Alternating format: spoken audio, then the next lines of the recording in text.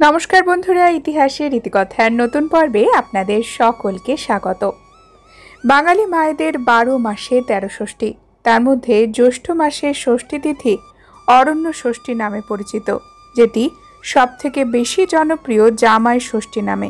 এটি স্কন্দ ষষ্ঠী নামেও পরিচিত। আজকের পর্বে জানব এবছরের জামাই ষষ্ঠী পুজোর শুভ সময়সূচি এবং জামাই ষষ্ঠী পুজোর কিছু নিয়মও জেনে নেব আজকের পর্বে। বলা হয় মা দুর্গারই আরেক রূপ হলেন মা ষষ্ঠী, যিনি ছোট ছোট শিশুদের রক্ষা করেন। প্রাচীন অরণ্য ষষ্ঠী থেকেই আজকের জামাই ষষ্ঠীর রূপ এসেছে। মা ষষ্ঠী মাতৃস্বরূপা, তিনি আমাদের সন্তান দান করেন। দুর্গা ষষ্ঠী, লোটন ষষ্ঠী ব্রত আজ ঘরে ঘরে হয় না, তবে ঘরে ঘরে যে ষষ্ঠী ব্রত আজও সবচেয়ে বেশি জনপ্রিয় সেটি হলো অরণ্য ষষ্ঠী। কালের নিয়মে এটি জামাই ষষ্ঠী নামেই পরিচিত হয়েছে। একসময় ষষ্ঠী নির্দিষ্ট তিথিতে পালন করা হতো অরণ্যের মধ্যে। হাতের কাছে অরণ্য না থাকায় পরবর্তী সময়ে বাড়ির উঠোনে বা দালানের কোথাও অরণ্যের ছোটোখাটো প্রতীকরূপ বানিয়ে ব্রত পালন করতেন মায়েরা। অরণ্য ষষ্ঠীর রীতিতে প্রকৃতির আরাধনার ছোঁয়া আমরা দেখতে পাই। এটিকে জামাই ষষ্ঠী বলার একটি কারণ হলো, একটা সময় আমাদের গ্রাম বাংলার রীতি ছিল, মেয়ের বিয়ের পরে তার শ্বশুর বাড়িতে বাবা মা যেতে পারবেন না যতদিন সে মেয়ে সন্তান সম্ভবা না হয় ততদিন। এই কারণে মেয়ের মুখ দেখার জন্য দীর্ঘদিন মেয়েকে দেখতে না পেয়ে বাবা মায়েদের খুব মন খারাপ হতো। বিশেষ করে মেয়েকে চোখের দেখা দেখার জন্য মায়েরা অস্থির হয়ে যেতেন।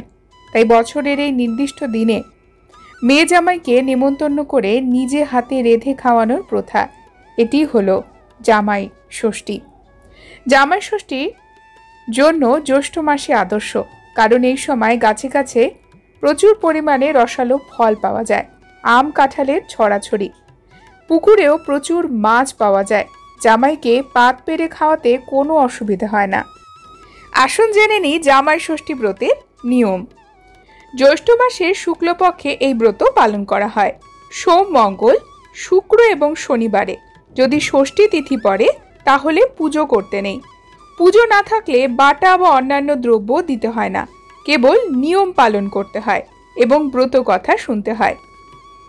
এই ব্রত সধবারা পোয়াতি অবস্থা থেকেই করতে পারে, আইবুড়োরা এই ব্রত করতে পারে না। এই ব্রত পালন করতে করতে সেই নারী যদি ছেড়ে দেয় তাহলে কিন্তু এই ব্রতের সম্পূর্ণ ফল সে পাবে না। অর্থাৎ সারা জীবন একবার জামাই ষষ্ঠী বা অরণ্য ষষ্ঠী ব্রত শুরু করলে সারা জীবন সন্তানের মঙ্গলের জন্য এই ব্রত পালন করতে হবে। যে স্থানে পুজো করবেন সেখানে আলপনা দিতে হবে এবং বটের ডাল পাতা সহ একটু মাটি দিয়ে বসিয়ে দিতে হবে এবং তার সামনে একটি জলপূর্ণ ঘট বসিয়ে তার মুখে দই দিয়ে একটি কাঁঠালি কলা দিতে হবে। ঘটে সিঁদুর গোলা দিয়ে মা ষষ্ঠী আঁকতে হবে। পিটুলির কঙ্কন গঠন করে কাঁঠাল পাতায় রাখবে। পিটুলির কালো বেড়ালি গঠন করতে হবে। একটি নতুন চোঙারিতে নানা প্রকার ফল গোটা গোটা দিতে হয়। একটি কাপড় হলুদ দিয়ে ছুপিয়ে 6টি বাঁশপাতায় জড়াতে হয়।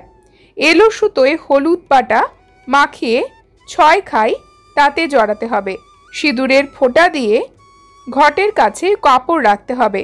একটি থালায় 6টি পান, 6টি সুপুরি, 6টি কলা, 6টি ক্ষীরের নাড়ু এবং 6খানি বাতাসা দিতে হয়।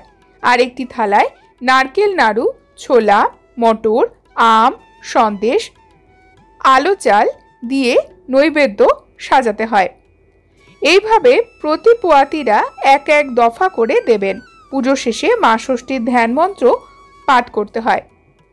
মনে রাখতে হবে, মা ষষ্ঠীর ধ্যান মন্ত্র পাঠ করার পরে ব্রতীরা অবশ্যই মা ষষ্ঠীকে প্রণাম করে ব্রত কথা শুনবেন। পুজোর জন্য যে ফলের বাটা দেওয়া হয় সেটি জামাইয়েরই পাওনা। যদি জামাই না থাকে তাহলে পরিবারের বড় ছেলে সেটি পাবে। এবছর জামাই ষষ্ঠী ব্রত অনুষ্ঠিত হচ্ছে 29শে জ্যৈষ্ঠ, 12ই জুন বুধবার। ষষ্ঠী তিথি শুরু হবে 11ই জুন মঙ্গলবার সন্ধে 6টায় এবং ছাড়বে 12ই জুন বুধবার রাত্রি 7টা 26 মিনিটে। এই দিনে মা ষষ্ঠীর পুজো করা হয়, অর্থাৎ 12 জুন বুধবারে ষষ্ঠী ব্রত অনুষ্ঠিত হবে। সকাল 7:40 থেকে সকাল 11:14 মধ্যে ষষ্ঠী ব্রত করার শুভ সময় আপনারা পাবেন। বন্ধুরা, আজকের পর্ব এই পর্যন্তই। পরবর্তী পর্বে নতুন একটি বিষয় নিয়ে আপনাদের সঙ্গে কথা হবে। ততক্ষণ সকলেই সুস্থ থাকুন, ভালো থাকুন, আর পুরো ভিডিওটি দেখার জন্য আপনাদের অসংখ্য অসংখ্য ধন্যবাদ।